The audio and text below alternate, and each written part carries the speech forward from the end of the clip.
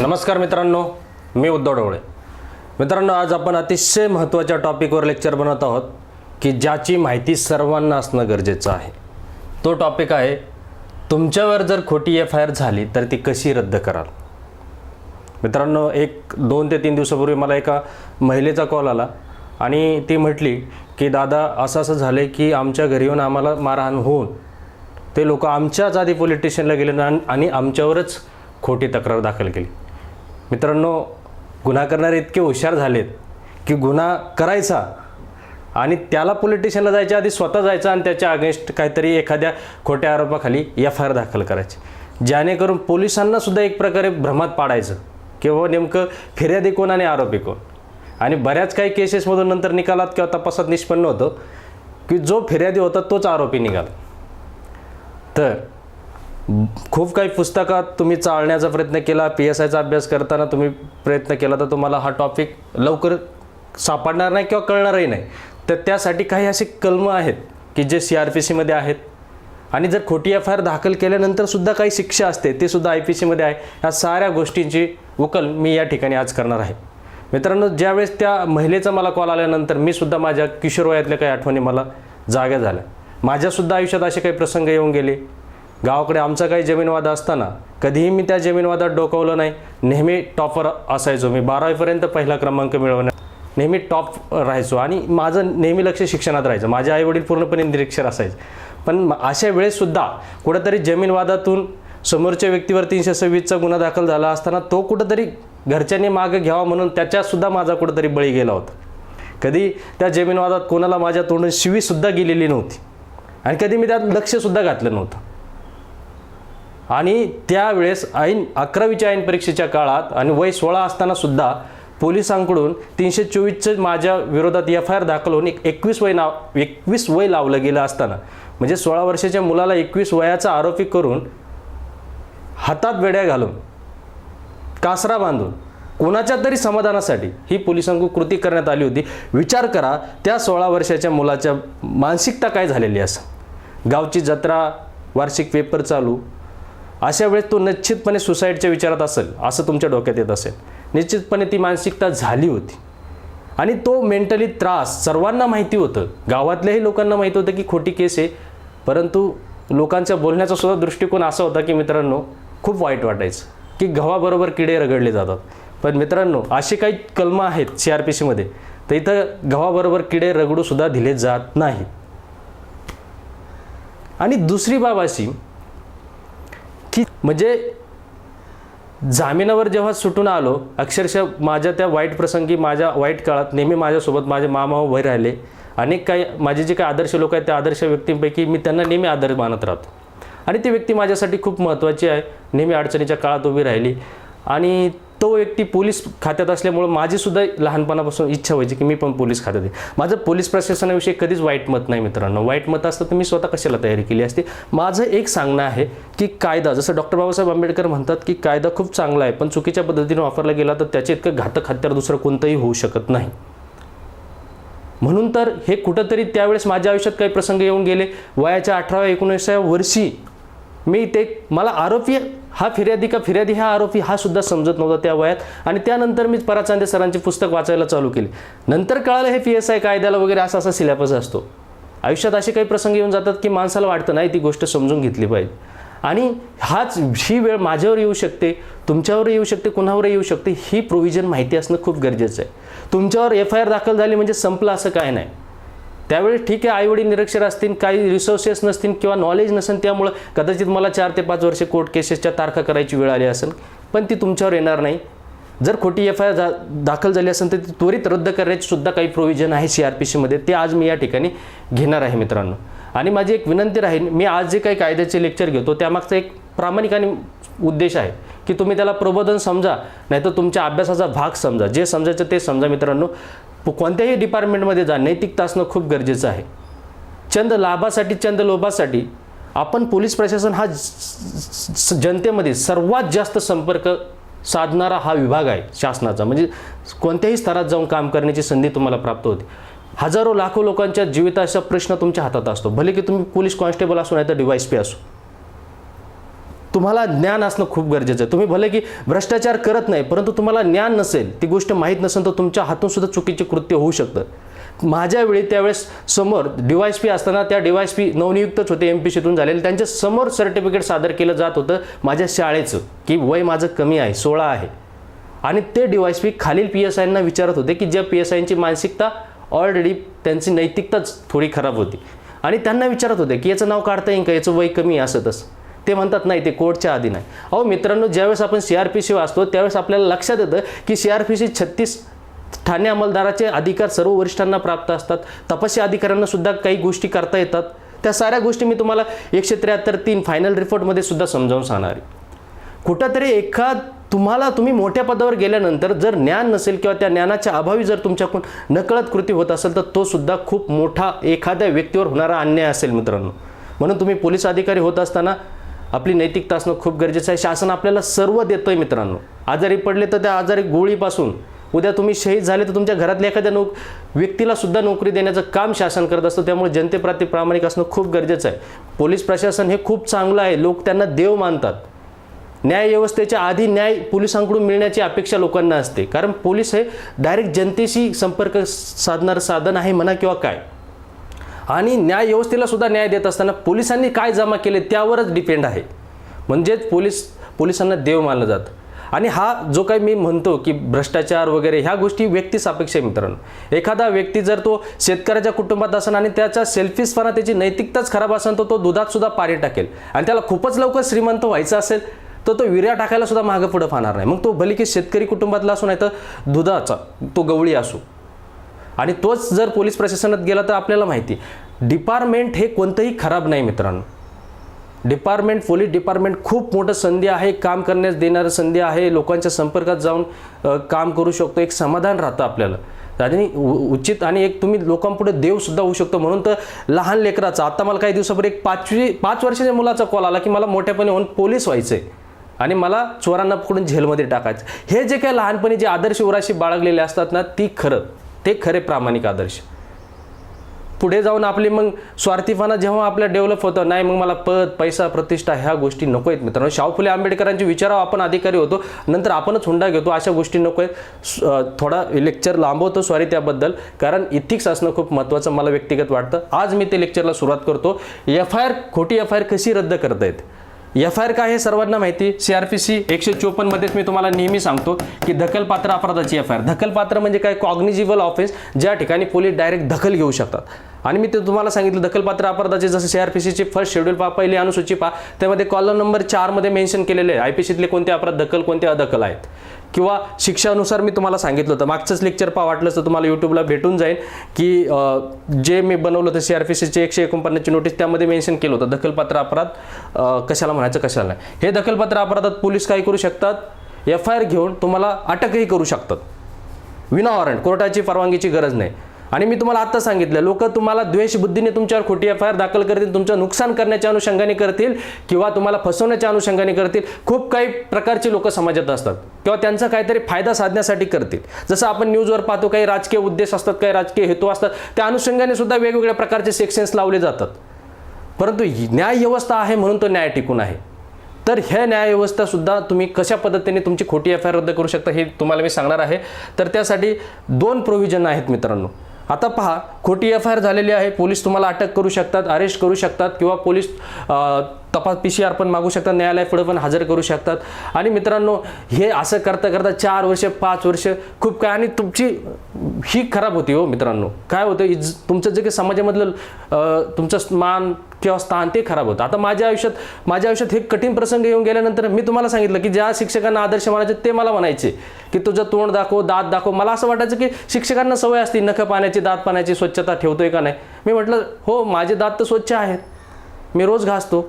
ते नाही म्हणे, असं ऐकलंय की तू तुझ्या फॅमिलीचं टेन्शन घेऊन तू व्यसन करायला लागला, ड्रिंकिंग करायला लागलाय, चिविंग करायला लागलाय. मग तुम्ही सांगा कसं वाईट वाटत असं. जो माणूस व्यसनाचा द्वेष करतो, जो माणूस व्यसनाच्या विरोधात भाषणे केलेत त्यांनी शाळेमध्ये, आणि तो व्यक्ती कसा व्यसन करू शकतो. ठीक आहे, ट्रेस प्रत्येकाच्या आयुष्यात येतो. अशा काही बेइज्जतीला सामोरे जावं लागतं ज्यावेळेस तुमच्यावर खोटी केस होईल त्यावेळेस. तर ही खोटी केस रद्द करण्यासाठी मी तुम्हाला काही प्रोव्हिजन्स सांगेल. CRPC 154 नुसार पोलीस काय करतात, दखलपात्र अपराध वगैरे दखल करून घेतात. तर अशा वेळेस जर खोटी असेल तर तुम्हाला काय करावं लागेल, त्यासाठी 2 प्रोव्हिजन्स आहेत. एक म्हणजे CRPC 482. मित्रांनो, CRPC 482 का आहे?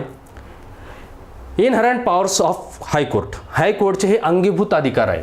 हायकोर्टचे लक्षात ठेवा, हायकोर्टचे एक अंगीभूत अधिकार आहे. अंगीभूत अधिकार, त्याला मी तर माझ्या भाषेत म्हणन हे हायकोर्टचं ब्रह्मास्त्र आहे. ब्रह्मास्त्र लक्षात ठेवा, हे हायकोर्टचं एक ब्रह्मास्त्र आहे. आणि हे ब्रह्मास्त्र कशासाठी? न्याय अबाधित ठेवण्यासाठी. जो काय राज्यातील न्याय आहे तो न्याय अबाधित ठेवण्यासाठी ते काय केलेलं आहे? ब्रह्मास्त्र कुणाला दिले? हायकोर्टला दिले. मित्रांनो, तुम्ही एक भारतीय संविधानाचा अभ्यास करत असताना नेहमी वाचलं असेल, भारतीय संविधानातील कलम 32 आणि कलम 226. कलम 32 काय सांगतो मित्रांनो? भारतीय संविधानात एखाद्या नागरिकाच्या मूलभूत हक्कावर जर गदा येत असेल, एखाद्या नागरिकाच्या मूलभूत हक्कावर गदा येत असेल तर तो सर्वोच्च न्यायालयात जाऊ शकतो आणि सर्वोच्च न्यायालय रिट्स काढू शकतो. ओके. किंवा 226 नुसार उच्च न्यायालय, त्याने डायरेक्ट सर्वोच्च न्यायालयात न जाता उच्च न्यायालयात जायचं आणि उच्च न्यायालय भारतीय संविधानाच्या कलम 226 नुसार रिट्स काढू शकतो, प्राधिकार काढू शकतो. जसं तुम्ही जय भीम चित्रपट पाहिला असेल मित्रांनो, पोलिसांकडून एक प्रकारे त्या कुटुंबावर अन्याय होत होता. जय भीम चित्रपट पहा तुम्ही, अतिशय प्रेरणादायी आहे.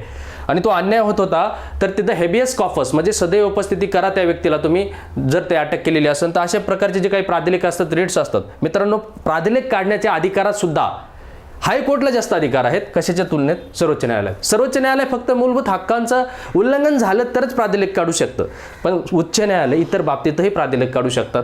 थोडक्यात काय सांगायचं, हा 482चा वापर उच्च न्यायालयाला भरपूर प्रमाणात करता येतो.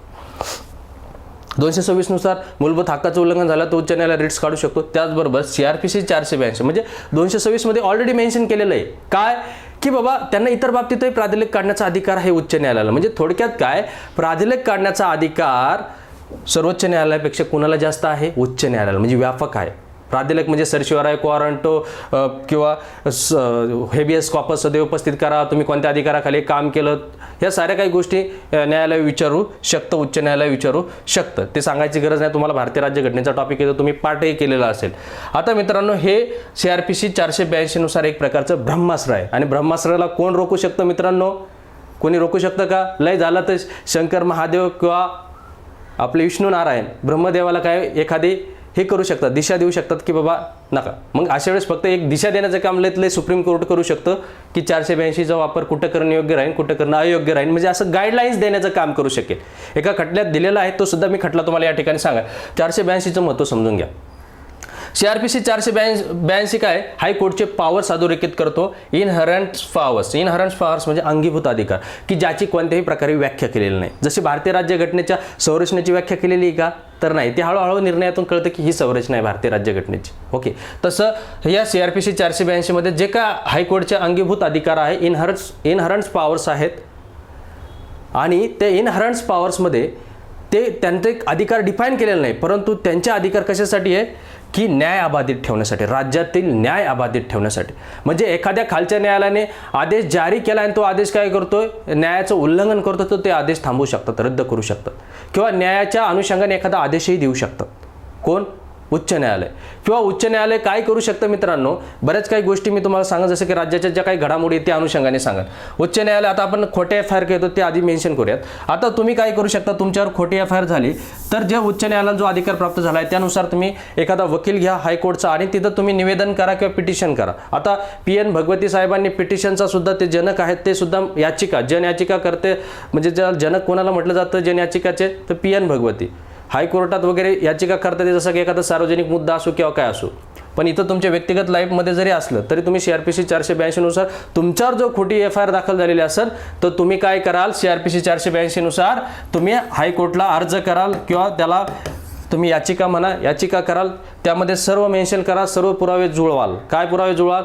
अशा वेळी माझ्यावर अशा पोलीस स्टेशनला दखलपात्र अपराधाची FIR दाखल झालेली. FIR म्हणजे काय, एक माहिती दिलेली असते समोरच्या व्यक्तीने की अशा याने अपराध केला वगैरे, आणि त्यांनी FIR दाखल केलेली आहे आणि ती पूर्णपणे द्वेषबुद्धीने आहे, माझं नुकसान करण्याच्या उद्देशाने आहे किंवा माझी समाजातील प्रतिष्ठा खराब करण्याच्या उद्देशाने आहे.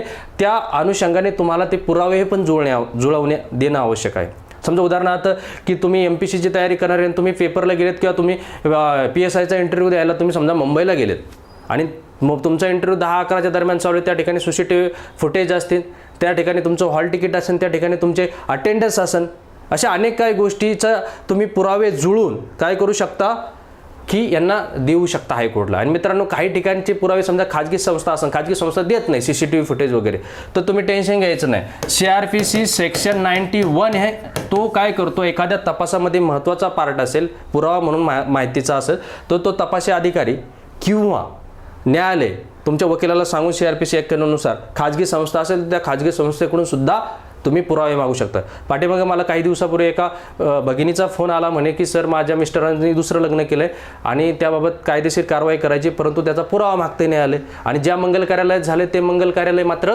देत नाही कारण तिथे खाजगी, तिथे RTI पण टाकता येत नाही. तर त्या भगिनीला मी सांगितलं फक्त तुमच्या वकिलाला सांगा CRPC सेक्शन 91 नुसार नोटीस वगैरे काढायला लावा किंवा त्या पद्धतीने न्यायालयाने तर त्यांना द्यावाच लागतं कारण तो तपासाचा भाग आहे. ओके, तर हे सुद्धा माहिती असणं गरजेचं. आणि त्या भगिनीचा नंतर मला SMS आला, थँक्यू सर की तुम्ही सांगितलं त्या पद्धतीने बोलणं केलं आणि त्या मंगल कार्यालयाने आम्हाला माहिती दिली, सर्टिफिकेट दिलं की अशा वेळेस लग्न झालं होतं. तर ह्या गोष्टी कायद्याचं नॉलेज असेल तर मित्रांनो तुमचा वकिलाचा खर्च कमी होणार आहे, त्याचबरोबर तुमच्या आयुष्यात दैनंदिन जीवनात कळणारे न्याय अन्याय काय चीज आहे.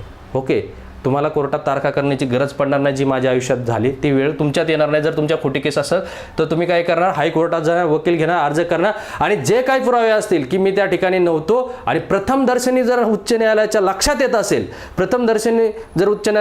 असेल, सदर गुन्ह्याचं जे काही वर्णन आहे त्या गुन्ह्याच्या वर्णनात हा व्यक्ती बसत नाही तर उच्च न्यायालय आदेश देऊ शकतं FIR रद्द करा. हे काय आहे, फेल्स ॲलिगेशन आहे, फेल्स ॲक्युसेशन आहे, हे चुकीचा आरोप आहे, हा चुकीचा आरोप आहे, FIR रद्द करा. किंवा कधी कधी काय होतं, एखादा अपराध असतो समजा तुम्हाला माहिती आहे, आता मला सांगायची गरज नाही, तपासी अधिकार हा खूप महत्त्वाचा रोल आहे. समजा एखादा अपराध झालेला असतो 324चा, पण 326 लावला जातो, कधी कधी 307 लावला जातो, म्हणजे गंभीर असे चार्जेस लावले जातात. मग त्यावेळेस सुद्धा तुम्ही काय करू शकता, हायकोर्टात याचिका दाखल करू शकता की जस्ट एक हाणामारी साधी दुखापत होती, 323चा होता, 324 लावला, 324 होता, 326 लावला, 307 लावला, अशा गोष्टीत तुम्ही सुद्धा ते सेक्शन रिमूव्ह करण्यासाठी हायकोर्टात धाव घेऊ शकता. हे लक्षात ठेवा, हायकोर्ट ते काय करू शकतात, वेळ आली जो कोण तपासी अधिकारी किंवा जो काही पोलीस आहेत, लक्षात ठेवा ज्यावेळेस हायकोर्टात ही याचिका दाखल होईल त्यावेळेस पोलिसांनी अटक करायची नसते, कारण हायकोर्ट त्याच्यावर आता नियंत्रण ठेवते, हायकोर्ट त्याच्यावर आता परीक्षण करत आहे. हायकोर्ट काय करू शकतात, त्याच तपासी अधिकाऱ्याला सांगू शकतात तुम्ही तपास करा आणि ते तपासातले जे पुरावे आहेत ते आमच्या समोर आणा. हायकोर्टला जर प्रथमदर्शनी तसे दिसून येत असेल की हा व्यक्तीचा द्वेषबुद्धीने किंवा खोट्या पद्धतीने त्याचं इन्व्हॉल्वमेंट केलं जात आहे तर तो एखाद्या गुन्ह्यातून त्याला रिमूव्ह केलं जाईल हायकोर्टच्या आदेशानुसार. कारण हायकोर्टला जो अधिकार दिला, जो ब्रह्मास्त्र दिला आहे अंगीभूत अधिकार CRPC 482, तर तो का आहे, राज्यातील न्याय अबाधित ठेवण्यासाठी महत्त्वाचा आहे. मग तो खालच्या न्यायालयाचा आदेश असो नाही तर मग कोणी अधिकारी असो, जर हायकोर्टच्या लक्षात आलं सदर तपासी अधिकारी काय करतोय, चुकीच्या पद्धतीने तपास करतोय, चंद लाभासाठी किंवा त्याची नैतिकता बरोबर नाही आहे, तर हायकोर्ट त्याचे अधिकार सुद्धा काढून घेऊ शकतो. लक्षात घ्या, हायकोर्ट त्याचे अधिकार सुद्धा काढून घेऊ शकतो. जसं की जय भीम चित्रपट पाहिला तुम्ही, त्याच्यामध्ये जे काही अधिकारी तपास अधिकारी, भले की त्याचं पेमेंट गव्हर्नमेंट त्याला देईन, वेतन गव्हर्नमेंट देईन, पण अधिकार हायकोर्टला तेवढे अधिकार आहेत. हायकोर्ट त्याला सांगतील, यांनी हायकोर्ट असा आदेश देईन की हो तपास बरोबर करत नाही, याला कोणत्याही तपासाचं काम देऊ नका जोपर्यंत ह्या केसचा निकाल लागत नाही तोवर. म्हणजे थोडक्यात काय, त्याचे अधिकार सुद्धा निलंबित करण्याचा अधिकार कुणाला आहे, हायकोर्टला आहे, ह्या उच्च न्यायालयाला आहे. कारण उच्च न्यायालयाला भारतीय संविधानाने सुद्धा 226 नुसार एक जबाबदारी दिलेली आहे की लोकांच्या, नागरिकांच्या मूलभूत हक्कांचं संरक्षण करा. ओके, त्याचबरोबर उच्च न्यायालय काय करू शकतं मित्रांनो, असं नाही की फिर्याद तुम्ही पोलीस स्टेशनला दिली, तुम्ही कधी कधी कोर्टातही देऊ शकता, खाजगी फिर्याद कोर्टातूनही देत असताना. परंतु एक खटला आहे मित्रांनो, तो खटला मी तुम्हाला इथं मुद्दामून सांगेल. कारण काय होतं की ब्रह्मास्त्र हे आपण काय म्हणतो, जसं की आपण जसं की महाभारत म्हणा किंवा आपण रामायण वगैरे पाहत असताना आपण पाहतो की ब्रह्मास्त्र हे खूप मोठं महान शस्त्र आहे वगैरे वगैरे, तो शेवटचा पर्याय म्हणून वापरला जातो किंवा काय. तर सुप्रीम कोर्टने सुद्धा सांगितलेलं आहे, हायकोर्टने शक्यतो एखाद्या विशेष बाब किंवा एखाद्या प्रकरणातच, म्हणजे प्रत्येक वेळेस वापर करणं योग्य राहणार नाही, किंवा ते 482चा वापर करत असताना सुद्धा. आता एक केस अशी होती, एक बँक कर्मचारी होता आणि तो बँक कर्मचारी काय करत होता त्याच्या एका नातेवाईकाला फर्जी डॉक्युमेंट्स तयार करून दिले आणि लोन मंजूर करून दिलं. फर्जी डॉक्युमेंट्स या अनुषंगाने तयार करून दिलं की त्याला बँकेला वसुली करताना अडचण येऊ किंवा त्याच्यापर्यंत पोहोचता येणार नाही. म्हणजे थोडक्यात ते पैसे त्याला भरावायच नाही त्या नातेवाईकाने, म्हणजे फुकट असं लोन काढून देण्याचं काम प्रकार केला. जेव्हा त्या बँकेच्या लक्षात आलं, बँकेने त्या कर्मचाऱ्यावर गुन्हा दाखल केला. त्या कर्मचाऱ्यावर काय गुन्हा दाखल केला बँकेने मित्रांनो? तर आता तुम्हाला माहिती, कर्मचारी बँकेचा त्याने त्याच्या नातेवाईकाला फर्जी डॉक्युमेंट स्वतः तयार करून दिले, म्हणजे कुंपणाने शेत खाल्लं थोडक्यात. मग मी तुम्हाला नेहमी सांगतो IPC मध्ये, कुंपणाने शेत खाल्लं म्हणजे काय केलं? न्यासभंग केलं. पण तो गुन्ह्याच्या उद्देशाने असेल तर फौजदारी पात्र न्यासभंग केलं होतं, फौजदारी पात्र न्यासभंग केलं. मग त्याच्यावर साधारणपणे 406 पण दाखल झाला आणि 409 पण दाखल झाला. 409 म्हणजे काय? जे काही 7 प्रकारचे लोक आहेत, मी तुम्हाला त्या ठिकाणी सांगतो की जसं की आडते असन, व्यापारी असन, दलाल असन, बँक व्यवसायी असेल किंवा एजंट असन, मुक्त्यार असन. मुक्त्यार म्हणजे तुमच्या पद्धतीने जो काही हे असतो पॉवर ऑफ अटर्नीवाला, हे जे काही 7 प्रकारचे लोक असतात, हे खूप विश्वासाचे स्थान प्राप्त करणारे लोक असतात. आणि हे जेव्हा धोका देतात तेव्हा मात्र शिक्षा यांना जास्त ठेवलेली, 7 वर्षाच्या पुढं जो 7 वर्षाच्या आसपास शिक्षा त्यांना ठेवलेली आहे 409ला. आणि 406ला किरकोळ शिक्षा, म्हणजे तो एक नुसता फौजदारी पात्र न्यासभंग. पण इथं मात्र हे जर लोक असतील तर मग 406 409 दाखल तर झालाच होता. त्यानंतर बँकेने त्याच्यावर 120B आणि 120B केला आणि 420 दाखल केला. म्हणून तो हायकोर्टात गेला. कोण? तो आरोपी हायकोर्टात गेला, म्हणला ठीक आहे हे कलम ठीक आहे, पण बँकेने हे 120B फौजदारी पात्र खोट एवढा मोठा गुन्हा दाखल केला, 420 दाखल केला. 420 म्हणजे काय? ठकवणूक वगैरे. तुम्हाला माहिती की एखाद्याला मजबूर करणं, खोटी बिटी माहिती देऊन किंवा त्याला थोडक्यात आपण काय म्हणू शकतो, फसवणूकच असते एक प्रकारची 420. तर हे सेक्शन रिमूव्ह करण्यात यावे म्हणून हायकोर्टने काय केलं? CRPC 482 नुसार हे सेक्शन रिमूव्ह केले. कोणत्या? त्या आरोपी बँक कर्मचाऱ्यावरचे. मग म्हणून ते बँक पुन्हा सुप्रीम कोर्टात गेले आणि सुप्रीम कोर्टाने एक गाईडलाईन्स दिली किंवा एक दिशा दिली CRPC 482ला की काय, की बाबा हा जो चार्जेस होते हे कोर्टात होते आणि कोर्टात ती ट्रायल चालू होते. आणि ज्यावेळेस कोर्टात ट्रायल चालू असेल, त्याचा केसचा निकाल लागलेला नसेल तर तुम्ही रद्द करू नका. निकाल लागल्यानंतर एकदा त्याला प्रूव्ह होऊ द्या. प्रूव्ह झाल्यानंतर तुम्हाला रिव्हिजनचा अधिकार आहेच ना. आता मित्रांनो तुम्हाला सांगतो, 399 सत्र न्यायालयाला अधिकार आहे, 401 उच्च न्यायालयाला अधिकार. जसं की एखादा जामीन फेटाळला तर तो वरच्या ठिकाणी जाऊन पॉवर ऑफ रिव्हिजनचा जो अधिकार आहे, यांना त्या अधिकारानुसार ह्याचा निर्णय घेऊ शकतो किंवा हे अपील न्यायालय म्हणून पण काम करतं. सर्वोच्च न्यायालयाने काय सांगितलं, बाबा त्या कोर्ट पुढं ऑलरेडी केस चालू होते, अजून त्यांचा निकाल लागायचा, ते ट्रायल स्टेजवर आहे, तर तुम्ही लगेचच्या लगेच ते कॅन्सल करू नका. म्हणजे असं त्यांना हे केलं नाही, आदेश नाही दिला, फक्त एक दिशा देण्याचं काम केलं. म्हणजे मी तुम्हाला तेच सांगितलं, ब्रह्मास्त्राला ब्रह्मदेवाला कोण विष्णू नारायण म्हणा किंवा शंकर महादेव एक प्रकारचं सांगू शकतात की नाही तुम्ही थांबवा किंवा ह्या पद्धतीने करा, पण ते आदेश नाही देऊ शकत. तशा पद्धतीने समजा सुप्रीम कोर्ट आदेशही देऊ शकतं असं काही म्हणू आपण नाही, परंतु ते CRPC 482 हा ऑलरेडी उच्च न्यायालयाचा खूप महत्त्वाचा अधिकार आहे. ते त्यांच्यासाठी ब्रह्मास्त्र आहे, अंगीभूत अधिकार आहे. शिवाय अजून CRPC 482चा वापर कसा करता येईल मित्रांनो तुम्हाला सांगतो. CRPC 482 नुसार खोटी केस असेल आणि त्यात ते करू शकतात. प्रथम दर्शन त्यांच्या लक्षात आलं तर खोटी FIR रद्द करू शकतात. त्याबरोबर राज्याची न्यायव्यवस्था, राज्याचा न्याय अबाधित ठेवायचा असेल, सुव्यवस्था अबाधित ठेवायचा असेल. समजा एखादा व्यक्ती असतो राजकीय, तो एखादं वादग्रस्त वक्तव्य करतो, कोणता तरी समाज दुखावला जातो, कोणता तरी पक्ष दुखावला जातो, कोणाचे तरी कार्यकर्ते दुखावले जातात. मग अशा वेळेस राज्यातल्या प्रत्येक पोलीस स्टेशनला त्याच्या विरोधात FIR दाखल होते. आता मित्रांनो एवढं शक्य आहे का त्याला प्रत्येक पोलीस स्टेशनला जाऊन ते हे करण्यासाठी, की प्रत्येक त्या कोर्टात जाऊन तारीख हे करण्यासाठी? तर तो व्यक्ती काय करू शकतो, 482 नुसार उच्च न्यायालयाला अर्ज करेल आणि सांगा की जेवढ्या काही राज्यात वेगवेगळ्या पोलीस स्टेशनला माझ्या विरोधात FIR दाखल झाल्या, त्या सर्व FIR काय करा, कुठेतरी एका कोर्टात हे करा सांगा. मग ते उच्च न्यायालय काय करू शकतं, जिथं फर्स्ट FIR दाखल झाली तीच FIR कंटिन्यू करायला लावतील आणि बाकीच्या ज्या नंतर जे FIR दाखल झालं त्या FIR वाल्यांना किंवा त्या फर्स्ट FIR साठी ॲज अ स्टेटमेंट म्हणून घ्यायला लावतील किंवा ॲज अ पुरावे म्हणून ते सबमिट करायला लावतील, म्हणजे ॲज अ स्टेटमेंट म्हणून थोडक्यात, नाही का. म्हणजे थोडक्यात काय, त्याचं आता काम मोकळं झालं. त्या आरोपीचं 1760 पोलीस स्टेशनला जायची गरज नाही, एकाच ठिकाणी ते केस राहील. किंवा कधी कधी काय होतं की एखादा व्यक्ती MP आहे, MLA आहे आणि त्याच्या मतदारसंघात ते न्यायालय असं, मग तो सत्र न्यायालय असो किंवा एखादं तालुक्यातलं न्यायालय असो, मग कधी कधी हायकोर्टला वाटतं, फिर्यादीही सांगू शकतो की नाही हा व्यक्तीचं वर्चस्व तिथं त्या न्यायव्यवस्थेत त्याचं प्रभुत्व पडलं तर निकाल वेगळा होऊ शकतो, बदलू शकतो, काही होऊ शकतो. मग अशा वेळेस जसं की तुम्हाला सांगतो की सर्वोच्च न्यायालय, जसं की शशिकला होत्या तमिळनाडूच्या, तर त्यांची केस इकडं आय थिंक मला वाटतं कर्नाटकला बोलवली होती त्यांची केस, त्यांना तिकडे यावं लागत होतं, ट्रायल त्यांचं इकडं चालू होतं, कारण कुठेतरी निपक्षपाती आणि न्याय हवा ह्या अनुषंगाने सुद्धा त्या स्थानिक न्यायालयाची केस दुसऱ्या न्यायालयाकडे सुद्धा हस्तांतर करण्याचा उच्च न्यायालयाला अधिकार असेल. बघा तुमच्या मूलभूत हक्कासाठी किती उच्च न्यायालयाचे अधिकार आहेत. म्हणजे उच्च न्यायालयाचे अधिकार असे त्या ठिकाणी डिफाईन केलेले नाही आहेत मित्रांनो.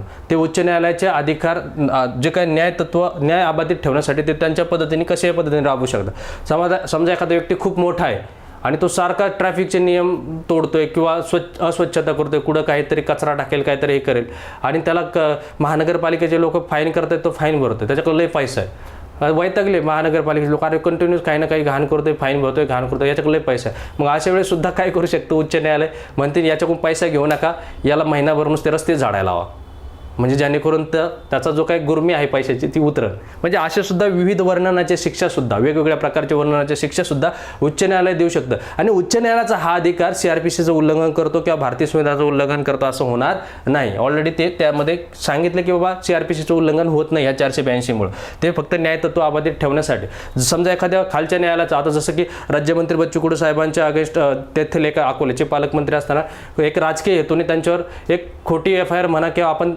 बरेच त्या ठिकाणच्या लोकांचं म्हणणं असं आहे की साहेबांकडून असं काही झालेलंच नाही, परंतु राजकीय हेतूने त्यांच्या अगेन्स्ट जेव्हा कोर्टातून आदेश होतो की बाबा यांच्यावर FIR दाखल करा, मग त्यावेळेस मग ते कोर्टातून आदेश येतो, कोर्टाचा आदेश जर न्यायाचं तत्व उल्लंघन करणारं ठरत असेल अशा बाबतीत ते सुद्धा CRPC 482 नुसार उच्च न्यायालयात जाऊ शकतात आणि खालच्या कोर्टाचा आदेश ते काय करू शकतात, रद्दसुद्धा करायला, म्हणजे उच्च न्यायालय रद्दसुद्धा करू शकेल. मित्रांनो हा एवढा महत्त्वाचा आहे हा CRPC 482. त्याच्यामुळे त्याच्यावर सुद्धा लक्ष असू द्या. तुम्ही पुस्तकात वगैरे वाचायला गेलं तुम्ही फक्त एवढंच वाचाल अंगीभूत अधिकार, बाकी गोष्टी तुम्हाला समजणार नाही. परंतु विविध खटल्यांचा अभ्यास करत असताना जेव्हा तुमच्या निदर्शनात येईल तेव्हा मात्र लक्षात येईल की CRPC 482ची काय ताकद आहे. ओके, आता मित्रांनो हे झालं CRPC 482 नुसार खोटे अपराध असतील, सुव्यवस्थेच्या अनुषंगाने काही विषय असतील, जसं की पोलीस अधिकाऱ्यांचे अधिकारसुद्धा निलंबित केले जाऊ शकतात. बरोबर, एखाद्या खालच्या कोर्टामध्ये तुमची केस चालू आहे आणि ते खालच्या कोर्टामधले केसचा निकाल लवकर लागत नसेल, 10 वर्ष झाले, 12 वर्ष झाले, 15 वर्ष झाले, तर तुम्ही उच्च न्यायालयात जाऊ शकता. CRPC 482 नुसार उच्च न्यायालय खालच्या कोर्टाला सांगा ना आता हे 2 महिन्यात केस संपवायचे, मग तू दिवसात ट्रायल घे तर रोज घे, काय नाही, आम्हाला 2 महिन्यात तुझा निकाल पाहिजे, तर ते सुद्धा आदेश त्या खालच्या न्यायालयांना पाळावा लागतो न्यायाचे तत्व अबाधित ठेवण्यासाठी. अतिशय महत्त्वाचं आहे CRPC 482. आता मित्रांनो प्रत्येकच जण उच्च न्यायालयात जाईल किंवा प्रत्येकाचीच याचिका न्यायालय विचारात घेईल असं काही सांगू शकत नाही आपण. तरी पण दुसरा एक प्रोव्हिजन आहे जी तुम्हाला CRPC मध्ये आहे, ते सुद्धा महत्त्वाचं आहे. तुमच्यावर जर खोटी FIR झालेली असेल, तर तुम्ही काय करा, ते जे काही IO आहेत, इन्व्हेस्टिगेशन ऑफिसर म्हणजे तपासी अधिकारी, मित्रांनो तपासी अधिकारी जर प्रामाणिक असेल तर तुम्हाला उच्च न्यायालयात सुद्धा जाण्याची आवश्यकता नाही. जर तपासी अधिकारीच मॅनेज असेल समोरच्या पार्टीकडून तर मात्र तुम्ही उच्च न्यायालयात जा. तपासी अधिकारी प्रामाणिक असेल, जर ते 7 वर्षाच्या आतील अपराध असेल, 7 वर्षाच्या आतील जर अपराध असेल तर तपासी अधिकारी शक्यतो तुम्हाला लगेच अटक वगैरे करत नाही, तुम्हाला बोलू शकतो पोलिटिशियनला, पोलीस पाटीलच्या माध्यमातून वगैरे आणि विचारू शकतो. त्यावेळेस तुम्ही पूर्ण सहकार्य करा तपासी अधिकाऱ्याला. जे काही पुरावे आहेत ते त्यांच्या समोर मांडा आणि त्यांच्या निदर्शनात आणून द्या की हे द्वेषबुद्धीने FIR झाली किंवा तुमच्या आधी काही तणाव होता का, वाद होता का, काही गोष्टी होत्या का, काही एकमेकावर गुन्हे होते का, तुम्ही त्यांच्यावर कधी काही झालं होतं का, हे साऱ्या गोष्टी हिस्ट्री जी काही पार्श्वभूमी आहे ते तपासी अधिकाऱ्यांना तुम्ही सांगा. तपासी अधिकाऱ्यांच्या एकदा लक्षात आलं तर तपासी अधिकारी काय करू शकतात, नंतर त्यांच्या तपासात एक तुमच्या दोषारोप पत्र सादर न करता एखादा फायनल रिपोर्ट वगैरे देऊ शकतात, जसं की B समरी C समरी. ते काय फायनल रिपोर्ट आहे ते समजून तर सांगा ना. किंवा जर तुमच्यावर 7 वर्षाच्या पुढील अपराधाचा आरोप असेल, 7 वर्षाच्या पुढील म्हणजे समजा कसं की काही बलात्काराचा अपराध असेल, 307चा असेल किंवा 302चा असेल, असे 7 वर्षाच्या पुढील जर अपराध असेल तर तपासी अधिकारी शक्यतो काय करतो, आरोपीला लवकर अटक करण्याचा प्रयत्न करतो. कारण का असे आरोपी पलायन करण्याचे किंवा हे गंभीर गुन्हे असतात आणि हे जवळजवळ सेशन कमिट अपराध असल्यामुळे तपासी अधिकारी रिस्क घेत नाही कशाच्या बाबतीत. मग अशा वेळेस तुम्हाला वाटतं की तपासी अधिकारी मला कधी अटक करू शकतो, मी CRPC 482 नुसार उच्च न्यायालयात जाण्याचा प्रयत्न तर करेलच, परंतु तपासी अधिकाऱ्यापाशी पण माहिती देणं गरजेचं आहे. तुम्ही एखादा मेडिएटर सुद्धा नेमू शकता की तपासी अधिकाऱ्याला कसं विश्वासात घेतं आणि कशा पद्धतीने तुमचं निर्दोषत्व तुम्ही त्यांच्यासमोर मांडेल. आता मित्रांनो मी तुम्हाला आधीच सांगतो, तपासी अधिकारी जे काही गोळा करेल त्याच्यावरच स्वयंपाक करण्याचं काम कोणाचं किंवा त्याच्यावरच निर्णय देण्याचं काम न्यायालयाचं असतं. तपासी अधिकारी काय करतो, तपास करत असताना त्याच्या लक्षात येतं, मग तो काही मेडिकल सर्टिफिकेट असतील, दुखापतीचे साक्षीदारांच्या साक्षी असतील, जसं की CRPC मध्ये आपण कलम 160 162 पाहिलं, किंवा त्याचबरोबर घटनास्थळाचा पंचनामा असेल, त्याचबरोबर काही हत्यारं असतील जमा केलेले वगैरे, मुद्देमाल असेल, अनेक काही विविध त्याच्याकडे पुरावे गोळा करण्याचं काम होत असतं आणि ते काम करत असताना त्याच्या निदर्शनात जर येत असेल की हा आरोपी आहे तर तो दोषारोप निर्माण करतो. मग दोषारोप पत्रक असतं जी चार्जशीट म्हणतो, जी चार्जशीट तुम्हाला माहिती आहे चार्जशीट CRPCचं कलम 173 चार्जशीट 173 मध्येच सबसेक्शन 3 मध्ये आपल्याला फायनल रिपोर्टसुद्धा पाहायला भेटेल. आणि ह्या चार्जशीटमध्ये तो काय करतो, आरोपींना अटक केली का नाही त्याची माहिती असं, कधी केलं, किती केलं, जामिनावर सुटलेत का, आतमध्ये PCR आहे का MCR आहे, कोण साक्षीदार आहे, सगळी बरीच माहिती काय काय चार्जशीटमध्ये विविध पुरावे जोडलेले असतात. जसं मेडिकल सर्टिफिकेट असते, पंचनामे असते, साऱ्या गोष्टींचं इन्व्हॉल्वमेंट चार्जशीटमध्ये असतं. चार्जशीट म्हणजे काय, त्या ज्या व्यक्तीवर दोषारोप करणं शक्य झालं तर ते दोषारोप पत्र तयार करतात. परंतु तपासी अधिकाऱ्याच्या लक्षात येतं की हे अपराध झालेला नाही किंवा अपराध झालेला आहे परंतु आरोपीच आपल्याला सापडत नाही, कोणावर दोषारोप करायचं हे समजत नाही, किंवा ही खोटी FIR आहे. त्यांना तपासाच्या दरम्यान तुम्ही दाखवून दिलं की साहेब मी इंटरव्ह्यू द्यायला गेलो तर PSIचा, मी सरकारी नोकरी लागू नये म्हणून ह्या लोकांचा काय एक उद्देश चुकीचा आहे, वाईट उद्देश आहे. आणि हे तपासी अधिकाऱ्याचं लक्षात आलं की द्वेषी बुद्धीने FIR दाखल केली, तसं ते फायनल रिपोर्ट देऊ शकतात.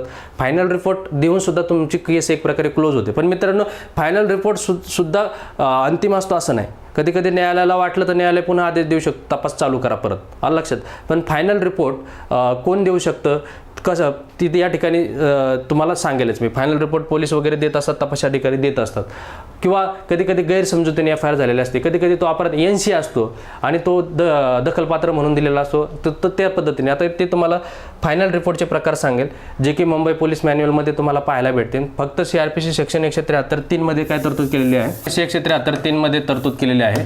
ज्यावेळेस एखाद्या व्यक्तीवर दोषारोप लावणं शक्य होत नसेल तपासी अधिकाऱ्याला, त्यावेळेस ते फायनल रिपोर्ट सबमिट करतात कोर्टात. थोडक्यात काय एक प्रकारे त्यावरची केस क्लोज झाल्यासारखेच समजा असं. पण ते फायनल रिपोर्ट अंतिम नसतं. जसं की आता आपण बीडचं वगैरे प्रकरण पाहिलं होतं, एका राजकीय व्यक्तीवर आरोप झाले होते 376 आणि फायनल रिपोर्ट सबमिट केला होता पोलिसांनी, परत कोर्टाने आदेश दिले, म्हणजे हायकोर्ट खंडपीठ औरंगाबादच्या, की असं आदेश देऊ पण शकतं जर त्यांना वाटलं की व्यवस्थित पोलिसांनी तपास केला नसेल, उगाच काहीतरी फायनल रिपोर्ट मांडला किंवा काय वाटलं तर ते करू शकतात. आणि फायनल रिपोर्ट ज्यावेळेस एखादं कोर्ट स्वीकारत असेल, पोलिसांनी फायनल रिपोर्ट मांडला म्हणजे आता हे केसचं काय दोषारोपपत्र तयार होत नाही, आणि ज्यावेळेस एखादं कोर्ट फायनल रिपोर्ट स्वीकारत असेल त्यावेळेस फिर्यादीला त्याचे कारणं द्यावं लागतात त्या कोर्टला, की आम्ही का फायनल रिपोर्ट स्वीकारतोय म्हणून. ओके, कारणं द्यावं लागते, त्याचं आक्षेप विचारावं लागतात, त्याचे ऑब्जेक्शन विचारावं लागतात. आता 173 मध्ये आता मुंबई पोलीस मॅन्युअलमध्ये त्याचे प्रकार केलेले आहेत फायनल रिपोर्टचे. त्याला समरी रिपोर्टसुद्धा म्हणतात. A summary report, B summary report, C summary report आणि NC summary report, abate summary report आणि ॲफ्रूड समरी रिपोर्ट. ॲफ्रूड समरी रिपोर्ट. मित्रांनो हे 6 प्रकार काय. A समरी म्हणजे काय, गुन्हा झालेला दिसतोय पण तो गुन्हेगारापर्यंत पोहोचताच येत नाही. समजा एखादा आपण पाहतो रेल्वे ट्रॅकला एखादा माणूस मारून टाकला, तिथं काहीतरी झालंय, त्याचा घातपात झाला, परंतु गुन्हेगारापर्यंत पोलिसांना पोहोचताच येणार. मग कोर्टाने त्यांना भरपूर वेळ दिला तपासात. अशा वेळेस कुठंतरी ते केसचं एक लिमिट ठरलेलं असतं. मग त्यावेळेस ते काय करतात, हे समरी रिपोर्ट मांडून केस फायनल रिपोर्ट देऊन टाकतात, सबमिट करतात. B काय असते, जसं मी सांगितलं द्वेषबुद्धीने खोटी FIR केलेली असते, तुम्हाला नुकसान होण्यासाठी, तुमची प्रतिष्ठा खराब होण्यासाठी. म्हणजे उदाहरणार्थ काय, तुम्ही पहा एखादा साधारणपणे तुम्ही MPSCची तयारी करताय, पुण्यामध्ये गावाकडे काहीतरी बांधून भांडणं झाली किंवा काय झाले, तर काहीतरी तुमच्या पोराला सरकारी नोकरी मिळावं नाही म्हणजे कपटी हेतूने म्हणा किंवा वाईट हेतूने काय करतात, तुमचंच नाव घेतात. आणि मग तुम्ही ते तिथं दाखवून देता की नाही मी त्या ठिकाणी परीक्षा द्यायला गेलो, तर त्या ठिकाणी तुमचं नाव रिमूव्ह केलं जाऊ शकतं, किंवा तुमचे फक्त तुमच्याच केस असेल तर B summary report final report मांडून काय करू शकतात, फायनल रिपोर्ट देऊन सबमिट करू शकतात. कधी कधी मी तुम्हाला नेहमी कुटुंब हिंसाचार कायद्यामध्ये सांगतो की जेव्हा एखाद्या सुनावर आपल्या कुटुंबातून एखादी व्यक्ती हिंसाचार करत असेल, कौटुंबिक हिंसाचार, समजा सासू करत असेल, तर त्यावेळेस रागात सून काय करते, सगळ्यांचेच नाव होऊन देते. तिकडं दीर पुण्यात MPSC करत असतो, त्याचं पण नाव येऊन जातं 498 मध्ये. तर त्यासाठी कुटुंब हिंसाचार कायद्यामध्ये खूप प्रोव्हिजन केलं. डायरेक्ट पोलीस ते अंतिम कारवाई म्हणून असते, ते आता डायरेक्ट सुरुवातीची प्राथमिक कारवाई म्हणून घेतली जात नाही 498चे, कारण त्याचा दुरुपयोग पण खूप व्हायला लागला होता. C समरी म्हणजे काय, गैरसमजुतीने आणि अपवादात्मक गुन्हे. गैरसमजूत, अपवाद. आता गैरसमजूत कसं पहा मित्रांनो, गैरसमजूत उदाहरणार्थ मला लई लहान मुलांची आवड आहे आणि मी काय केलं, एका लहान मुलाला घेऊन जत्रेला घेऊन गेलो, त्याच्या पालकांना सांगितलं याला जरा खेळून आणतो, दुपारपर्यंत रिटर्न येतो. परंतु काय झालं, मी त्याला घेऊन गेलो गाडीवर आणि गाडीतलं पेट्रोल संपलं असेल किंवा गाडी खराब झाली, दुपार झाली, संध्याकाळ झाली, मोबाईल रिचार्ज झाला आणि मला रात्री 12 वाजत आले. त्या मुलाचे पालक एकदम काळजीत, आणि त्यांना वाटलं हा उद्धव ढोळे घेऊन काय गेला पोराला गायब झाला, त्याने आपल्या पोराचं अपहरण केलं, अपहरण केलं. तर अशा वेळेस ते काय करतात, माझ्या अगेन्स्ट जाऊन काय करतात, तक्रार दाखल करतात पोलीस स्टेशनला. आणि तक्रार दाखल केल्यानंतर ज्यावेळेस आता FIR दाखल झाल्या, पोलिसांना तपास करणं गरजेचं आहे. तपास करून एक तर चार्जशीट दाखल करा, नाही तर फायनल रिपोर्ट दाखल करा, तेव्हा ते क्लोज होईल. तर अशा वेळेस मग काय करतात पोलिसांच्या लक्षात येतं किंवा ते आईवडीलही नंतर सांगू शकतात, नाही आमचं जरा मिसगाईड झालं होतं, मिसअंडरस्टँडिंग झालं होतं, उद्धव ढवळे आम्हाला वाटलं गेला काय घेऊन, आता लहान लेकरू. पण ते नंतर मग ते मी तिथं जाऊन सांगितलं नाही, मोबाईल रिचार्ज झाला होता, वातावरण खराब होतं, रेंज नव्हती किंवा टायर अचानक फुटला, त्याच्यामुळे असं झालं आणि गैरसमजुतीने झाला म्हणून ती केस सी समरी रिपोर्टने क्लोज करू शकतात. अपवाद म्हणजे काय, IPC मधले अपवाद मित्रांनो. IPC मधले अपवाद म्हणजे कसं, जसं की IPC 82 मध्ये 7 वर्षाच्या आतल्या मुलाने अपराध केलेला असेल किंवा सेल्फ डिफेन्सच्या मोडमध्ये केलेला अपराध असं. म्हणजे थोडक्यात तो तुम्हाला माहिती आहे IPC प्रकरण 4 जे काही 76 ते 106 पर्यंत आपण पाहिलं होतं, बरोबर ना. तर त्या ठिकाणी काय होतं, ते अपायकारक कृती असते पण तो अपराध नसतो, तिथं संरक्षण दिलेलं आहे IPC फर्स्ट. जसं एखादा महिलेवर बलात्कार होता असेल, तिच्या हातून जर समोरच्या व्यक्तीचा मृत्यू घडून आला असेल तर तिने खून केला असं होत नाही, तर तिने ते सेल्फ डिफेन्सचा वापर केला, म्हणजे IPC प्रकरण अपवादामधलं ते प्रकरण आहे, 100चा तिने वापर केला. तर अशा वेळेस पोलीस काय करतात, चार्जशीट दोषारोपपत्र दाखल करतील का, तर नाही, कारण ते अपवादाचं त्या ठिकाणी कुठंतरी त्या ठिकाणी हे झालंय, अपवादाचा वापर झाला IPC प्रकरण, तर त्यावेळेस ते सुद्धा सी समरी रिपोर्ट दाखल करतील. आता NC काय मित्रांनो, NC म्हणजे काय असतं, तुम्ही पोलीस काय करतात, दखलपात्र अपराधाची FIR दिली जाते. उदाहरणार्थ कसं की सांगितलं की मला 5 लोकांनी येऊन मारहाण केली, म्हणून पोलिसांनी काय केलं, काय गुन्हा दाखल केला त्या समोरच्या व्यक्तीवर, 5 लोकांची नावं घेतली आणि पोलिसांनी त्यांच्यावर दाखल केली, घरी येऊन मारहाण केली वगैरे, किंवा कुठंतरी सार्वजनिक ठिकाणी मारहाण केली मला. मग पोलिसांनी दाखल केला, साधी दुखापत होते लाथाबुक्क्यांनी, मग पोलिसांनी दाखल केला गुन्हा 323, 504, 506, 504, 506 हे शिवीगाळ धमकी, हे NC. 323 हा साधी दुखापत, हे सुद्धा NCच आहे, म्हणजे अदखलपात्र आहे. पण मी सांगितलं 5 लोक, आणि 5 लोकांमुळे मग त्यांना मात्र तिथे 143 ॲड करावं लागला. 143 हा मात्र दखलपात्र आहे. जेव्हा अपराधात एखादा अपराध दखलपात्र असेल तर तो काय होतो, ती सगळीच FIR या दखलपात्राची होऊन जाते. परंतु मी 5 लोकांचे नाव घेतले, ज्यावेळेस पोलिसांनी तपास करता त्यांच्या लक्षात आले तर 5 लोक नव्हते, 4च लोक त्याला मारत होते, आणि त्यांनी 5वा मुद्दा म्हणून गतवला, जो की कुठंतरी दिल्लीला UPSCची तयारी करतोय. आणि मग अशा वेळेस पोलीस काय करते, ते 5 लोक नाहीत तर 4 आहेत, मग 143 काढून टाकतील. 143 म्हणजे काय, बेकायदेशीर जमावाचा सदस्य होणे वगैरे, तुम्हाला माहिती आहे. तर बेकायदेशीर जमावाचा सदस्य होण्याची जी काही एक शिक्षा आहे वगैरे, आणि मग ते दखलपात्र आहे. बेकायदेशीर जमावासाठी किमान 5 लोक लागतात, तेव्हा तो ते 143 लागत. तिथं मात्र 4च लोक आहेत, त्यांना CCTV दिसले, मग ते 143 काढून टाकलं, ती केस काय निघाली, NC निघाली. मग पोलीस तिथं काय करू शकतात, न्यायालयात NC समरी रिपोर्ट दाखल करून मग ते NC वर तुम्हाला माहिती कारवाई करण्याचे आदेश वगैरे ते सगळे न्यायालयाच्या अधीन असतात. न्यायालय आदेश देतं, मग पोलिसांनी करायचं असतं. पण दखलपात्रामध्ये पोलिसांना एक स्वायत्ता असते, विना वॉरंट अटक करणं, विना वॉरंट तपास करणं वगैरे साऱ्या गोष्टी असो. आता ॲबेट समरी काय मित्रांनो, ॲबेट म्हणजे काय, एक महत्त्वाचं असेल की या ठिकाणी आरोपीच मयत झालेला असतो, मग केस चालवण्यात काय अर्थ आहे, त्यावेळेस ॲबेट समरी रिपोर्ट दाखल केला जातो. उदाहरणार्थ तुम्ही हैदराबादचं पहा, प्रियंका रेड्डी प्रकरणामध्ये आरोपी एन्काउंटरमध्ये गेले, तर आरोपी जगला नाही तर शिक्षा कोणाला देणार आहे, अशा वेळेस मग ते ॲबेट समरी रिपोर्ट मारून ते फायनल रिपोर्ट समोर. आणि ॲफ्रो काय असतो, कधी कधी समजा एखादी मुलगी आहे आणि तिला सासरवाद चालू होता असं, तर त्यांना माहेरच्या लोकांना माहीत होतं, पण ती काय झालं, विहिरीत पडली आणि मेलेली होती. तर मग सासरच्या लोकांनी काय केलं की त्यांच्यावर केस दाखल केली की आमच्या मुलीचा काय झाला, हुंडाबळी झाला किंवा तिला आत्महत्यास प्रवृत्त केलं असेल किंवा असं गुन्हा दाखल केला. परंतु तपासी अधिकाऱ्यांना निष्पन्न झालं की नाही या ठिकाणी असं काही कारण नव्हतं, ती मुलगी पाण्याला गेली असताना तिला काही पावता येत नव्हतं, तिचा पाय घसरला आणि ती पाण्यात पडली.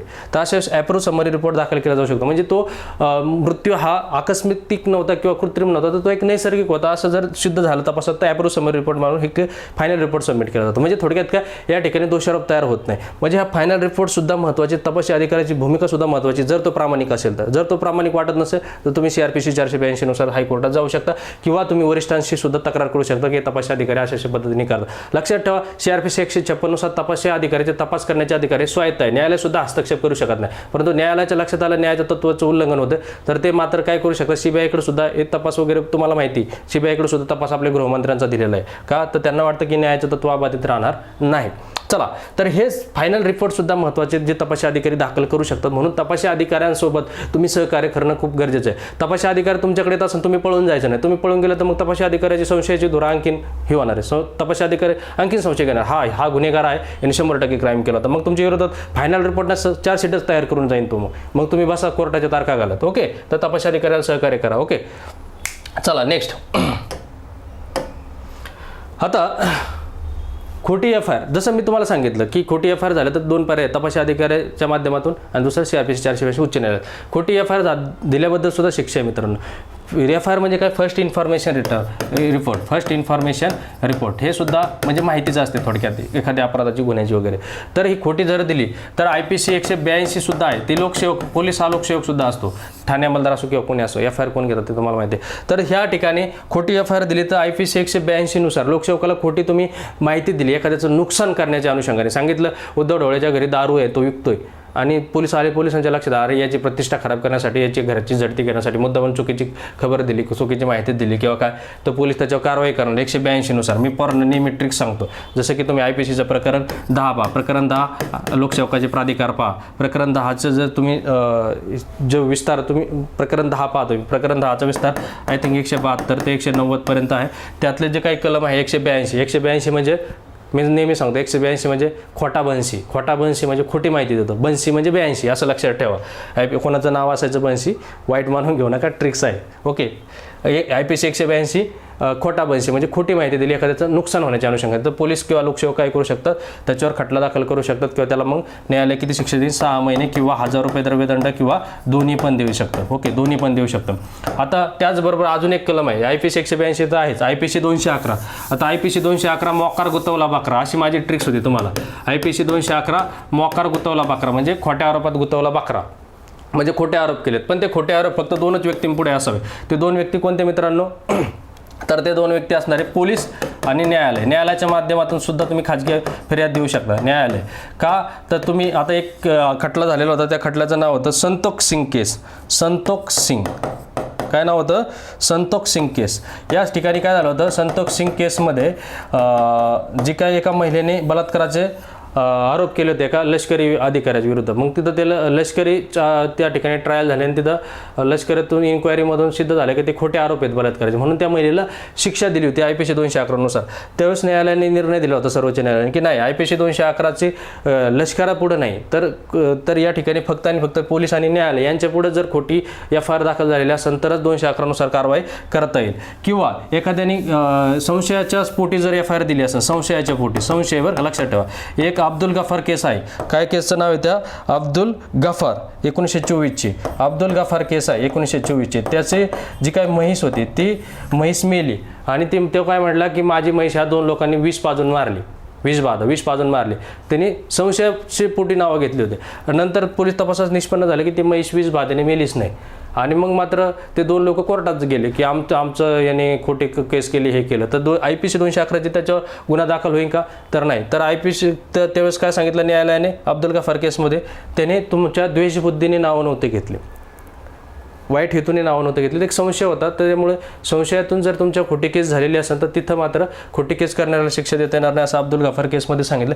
परंतु द्वेषबुद्धीने, वाईट हेतूने जर तुमच्या खोटी केस झालेली असेल तर मात्र पोलिसांपुढे केलेली असेल, म्हणजे जसं की दखलपात्र अपराध किंवा न्यायालयापुढे खाजगी असेल तर न्यायालय, स्वतः न्यायालयापुढे ह्या गोष्टी सिद्ध होणार आहे. स्वतः ते न्यायालय किंवा त्याचे वरिष्ठ न्यायालय काय होणार, या ठिकाणी स्वतः फिर्याद दाखल करणार IPC 211ची. मग IPC 211ला 7 वर्षाच्या आतील अपराध असतील, 7 वर्षाच्या आतील अपराधाचे तुमच्यावर आरोप केलेले असतील खोटे, तर 2 वर्षापर्यंत शिक्षा देईन किंवा द्रव्यदंड किंवा दोन्ही.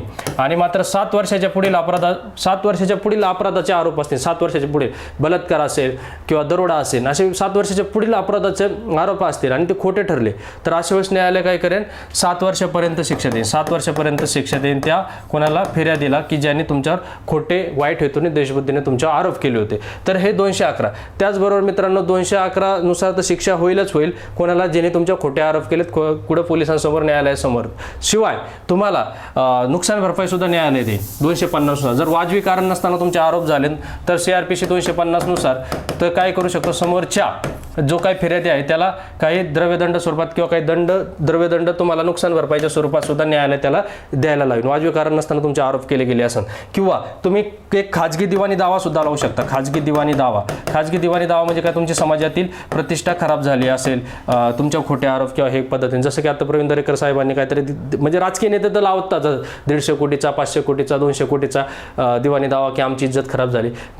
ते एवढ्या कोटीचे दावे लावतात, तेवढ्या कोटीचे त्यांनी काम केले इतकं नाही हे सुद्धा आपल्याला माहिती नाही, परंतु ते खाजगी दिवाणी दावा लावतात की आमची प्रतिष्ठा खराब झाली, आम्ही एवढ्या कोटीचा दावा लावतो. किंवा तुमची जर समाजात इज्जत खराब होत असेल त्या अनुषंगाने काय, तर तुम्हाला IPCचे काही कलम पण आहे 499 501, 502 जसं की डिफेमेशन वगैरे असतात ते सुद्धा महत्त्वाचे. आब्रू नुकसानीचे दावे असतात किंवा आब्रू नुकसानीचे त्यासुद्धा खूप काही प्रोव्हिजन आहेत मित्रांनो. IPC CRPCमध्ये सांगेन तेवढे कमी आहे. तुम्ही अभ्यास ज्यावेळेस डीप कराल तेव्हा तुमच्या लक्षात येईल मित्रांनो. त्याचबरोबर मित्रांनो एक फायनल रिपोर्टच्या बाबतीत एक खटला दाखल आहे. मी तुम्हाला सांगितलं फायनल रिपोर्टचं परत मी मागची स्लाईड घेतो. फायनल रिपोर्ट काय येतो, पोलिसांनी फायनल रिपोर्ट दाखल केला म्हणजे केस क्लोज झाली असं आपण समजू नये, अंतिम समजू नये. कारण का माहिती का, फायनल रिपोर्ट आता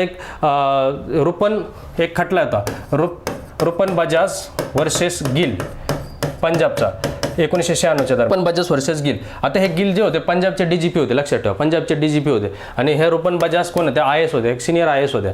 आणि यांनी काय केलं होतं, गिल्स यांच्या अगेन्स्ट विनयभंगाचा FIR दाखल केली. आता गिल्स हे DGP असल्यामुळे पोलिसांनी काय केलं की रुपन बजाजच्या यांच्या केसेसमध्ये गिल यांच्यावर दोषारोपपत्र सादर न करता फायनल रिपोर्ट सबमिट केला कोर्टात, फायनल रिपोर्ट. आणि हा फायनल रिपोर्ट कोर्टानेही स्वीकारला की बाबा चला हे कुठंतरी दोषारोप होत नाही, कुठंतरी द्वेषबुद्धीने केस असेल किंवा काय असं त्यांचा फायनल रिपोर्ट सबमिट केला. नंतर सर्वोच्च न्यायालयाने मात्र निकाल दिला, पुन्हा तपास चालू करा. आणि पुन्हा तपास चालू केल्यानंतर सिद्ध झालं आणि त्यांना शिक्षा झाली. म्हणजे थोडक्यात आलं लक्षात, फायनल रिपोर्ट हा सर्वोच्च न्यायालय असो नाही तर उच्च न्यायालय असो कोणी पण असो ते मात्र पुन्हा तपास करायचे आदेश देऊ शकतात. फायनल रिपोर्ट हा अंतिम असेलच असं नाही, ते एक लक्षात असो जे पोलीस सादर करतात ते. ओके, तर मित्रांनो अशा पद्धतीने आज मी तुम्हाला माहिती देण्याचा प्रयत्न केला. खोटी FIR झाली असेल तर CRPC 482 असेल किंवा तपासी अधिकारी असेल या माध्यमातून तुम्ही कशा पद्धतीने स्वतःचं निर्दोषत्व साबित करून लवकरात लवकर स्वतःला रिमूव्ह करून घेऊ शकता किंवा लवकरात लवकर बाहेर पडाल. मग MPSC विद्यार्थ्यांचे बऱ्याच जणांचा प्रॉब्लेम हा आहे की सर माझी केस दाखल मला काय अडचण येईल का वगैरे वगैरे. तर त्यासाठी त्यांच्यासाठी सुद्धा व्हिडिओ खूप महत्त्वपूर्ण असेल.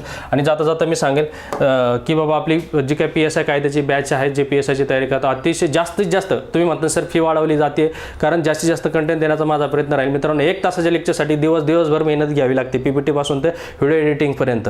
आणि ते स्वतः केलं तर त्याची क्वालिटी राहते. त्यामुळे मी स्वतः ते सारे कामं करत असतो. आणि मित्रांनो तुम्हाला जी काय आता फी आपण 1499 केलेली आहे ती पण 20 मेपर्यंत तुम्ही त्याच्या आधी ॲडमिशन करून घ्या. आणि त्याच्यानंतर आपली फी जी काय आपण सुरुवातीपासूनच म्हणतो की 1999 होणार आहे आणि ते करण्याच्या तयारीत आहे. आपण फी एकदमच का वाढवत नाही की मुलांच्या खूप काय आर्थिक अडचणी असतात म्हणून आपण टप्प्याटप्प्याने वाढवण्याचा प्रयत्न करतो. ज्याची अडचण आहे तो ॲडमिशन घेतच राहतो आणि ज्याची अडचण असेल त्यांनी नंतर घेतलं तरी काही विषय नाही आहे.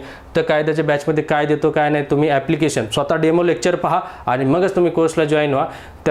ते तुम्हाला निश्चितपणे मी सांगतो की आतापर्यंत सर्वच विद्यार्थी समाधानी आहे आणि निश्चितपणे तुमच्या फीपेक्षाही जास्तीत जास्त देण्याचा माझा मानस राहील, प्रयत्न राहील. त्याचबरोबर जे कोणी नवीन मुलं असतील ऑक्टोबरच्या कंबाईनची तयारी करत असेल त्यांच्यासाठी सुद्धा आपली कंबाईनची बॅच आहे.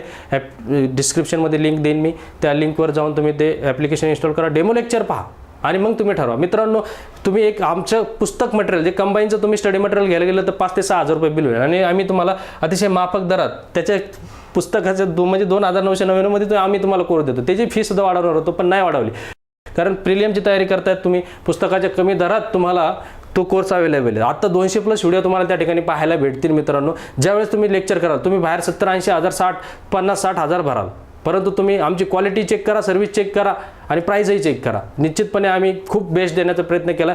तुमचे लेक्चर पहा, तुम्ही 3-3, 4-4 पुस्तकं वाचायची गरज नाही. ज्यावेळेस तुम्हाला लक्षात येईल तुम्हाला काही पुस्तकातलं सुद्धा माहिती काही पुस्तकात सुद्धा जे काही उल्लेख येत नाही अशा बाबी आम्ही गुगल सोर्स इंटरनेट सोर्सेस वापरून तुम्हाला सायन्समध्ये देण्याचा प्रयत्न केला असेल, पॉलिटीमध्ये देण्याचा प्रयत्न केला असेल किंवा इतर विषय असतील भूगोल, अर्थशास्त्र, इतिहास, तर तुम्ही निश्चितपणे विजिट द्या. निश्चितपणे तुम्हाला फायदा होईल ही मी तुम्हाला हमी देतो. आणि अशाच प्रकारे तुम्ही आपल्या अभिनव भारत यूट्यूब चॅनलवर मी नेहमी काही ना काही महत्त्वाचे व्हिडिओ देत जाईन. तुम्ही पाहत चला, चॅनल सबस्क्राईब करा, शेअर करा आणि मित्रांनाही दाखवा. मित्रांनो एक प्रकारे ह्या ज्ञानाचा भाग आहे, त्याचप्रमाणे एक प्रबोधनाचं सुद्धा म्हटलं तरी चालेल असं मी समजतो. आणि आपलं लेक्चर आज इथं संपलं. धन्यवाद.